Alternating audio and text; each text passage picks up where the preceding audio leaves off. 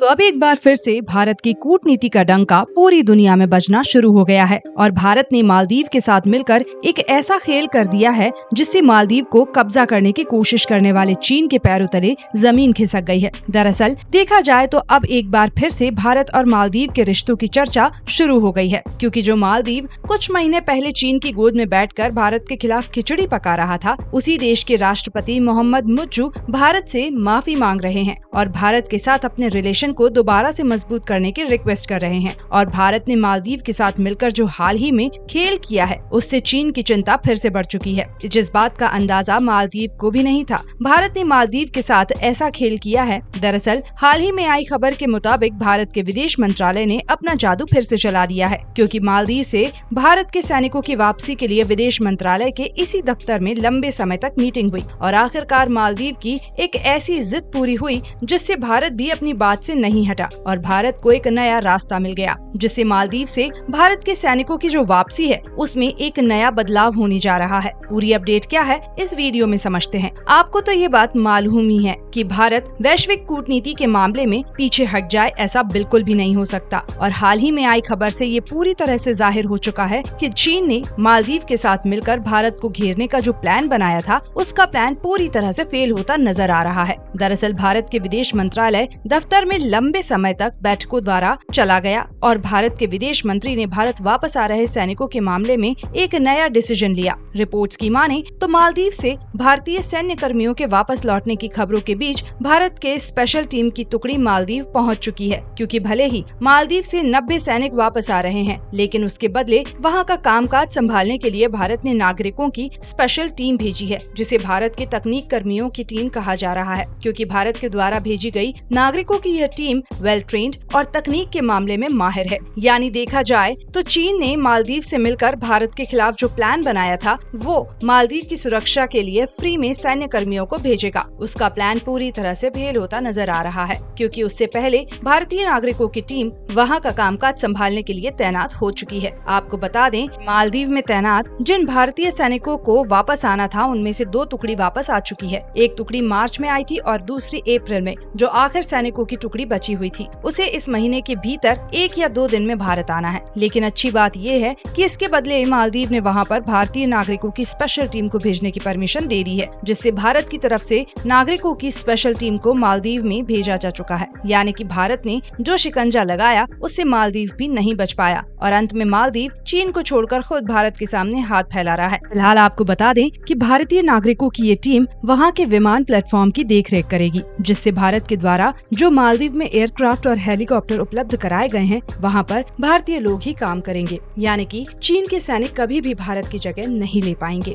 जिससे भारत अपने देश को भी चीन की नजरों से सुरक्षित रख पाएगा और चीन बिल्कुल भी भारत की निगरानी नहीं कर पाएगा। आपको बता दें कि मालदीव के रक्षा मंत्रालय ने ये बात भी बता दी है कि दक्षिणी मालदीव में जो हवाई अड्डा है वहाँ का कारोबार भारत की यही स्पेशल टीम संभालेगी और मालदीव के रक्षा मंत्रालय की तरफ से जैसा बयान दिया गया था ठीक उसी तरह हो रहा है, क्योंकि भारतीय सैनिकों की टीम जहां वापस लौट रही है वहीं भारत के नागरिकों की स्पेशल टीम तैनात की जा रही है। और ये भारत के लिए काफी गर्व की बात है कि भारत ने मालदीव को जिन डोनियर एयरक्राफ्ट और अन्य सुविधाओं को उपलब्ध कराया है वहां पर भारतीय नागरिक ही काम करेंगे। आपको बता दें कि भारत का मालदीव के साथ विवाद तभी से बिगड़ना शुरू हुआ जब मालदीव के राष्ट्रपति मोहम्मद मुज्जू ने 10 मई तक सभी भारतीय सैनिकों को वापस भारत भेजने और वहाँ पर चीनी सैनिकों को तैनात करने की बात कही। लेकिन अब मालदीव खुद इस बात से सहमत हो गया है कि वहाँ पर चीनी सैनिक बिल्कुल भी तैनात नहीं किए जाएंगे, बल्कि भारतीय नागरिकों की स्पेशल टीम भेजी जा रही है, जिससे मालदीव और भारत के रिलेशंस में थोड़ा बहुत लचीलापन देखने को मिल रहा है। आपको ये भी बताते चलें कि कुछ साल पहले भारत में मालदीव को डोनियर एयरक्राफ्ट और हेलीकॉप्टर दिया गया था। इनको मालदीव में दूर दराज के इलाकों से व्यक्तियों को एक दूसरे आइलैंड पर ले जाने के लिए और इमरजेंसी सिचुएशन में मदद मुहैया कराने के लिए तैनात किया गया है और भारत के जो सैनिक अभी तक मालदीव में मौजूद थे वो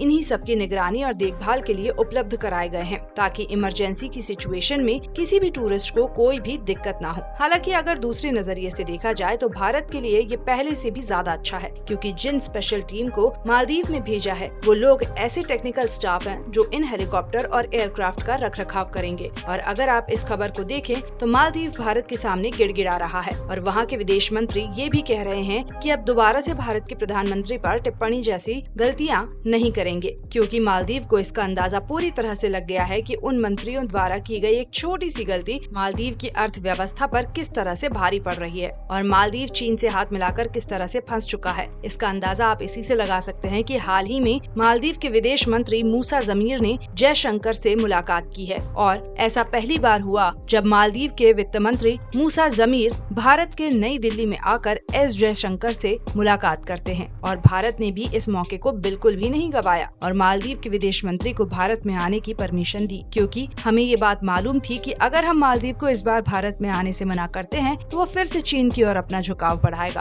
और अगर आप इस ट्वीट को देखें तो मालदीव ने विदेश मंत्री मूसा जमीर खुद बताते हैं कि उन्होंने भारत के साथ डिप्लोमेटिक रिलेशंस को मजबूत करने और प्रोडक्टिविटी को बढ़ावा देने पर छोड़ दिया है और इस ट्वीट में ये भी लिखा है कि इनका भारत में पहला विजिट है जिसमें बायलैटरल ट्रेड के ऊपर जोर दिया गया है। बैठक के बाद भारत के विदेश मंत्री एस जयशंकर ने कहा है कि मुझे उम्मीद है कि आज की हमारी बैठक ने हमें विभिन्न क्षेत्रों में हमारे दृष्टिकोण को मजबूत करने की ओर बढ़ाया है। बाकी आपका क्या मानना है कि भारत को दोबारा से मालदीव के साथ अपने संबंध को मजबूत करना चाहिए या नहीं? अपनी राय कमेंट बॉक्स में जरूर बताएं और इस वीडियो को एक लाइक करके अपने मित्रों तक शेयर जरूर करें ताकि उन्हें भी जानकारी मिल सके। इसी तरह और भी नॉलेजेबल वीडियोस देखने के लिए चैनल को सब्सक्राइब करके बेल आइकन को जरूर प्रेस कर लें। धन्यवाद।